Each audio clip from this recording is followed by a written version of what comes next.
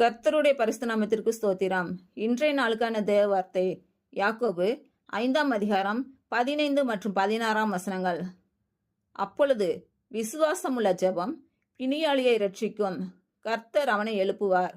அவன் பாவம் செய்தவனானால் அது அவனுக்கு மன்னிக்கப்படும்.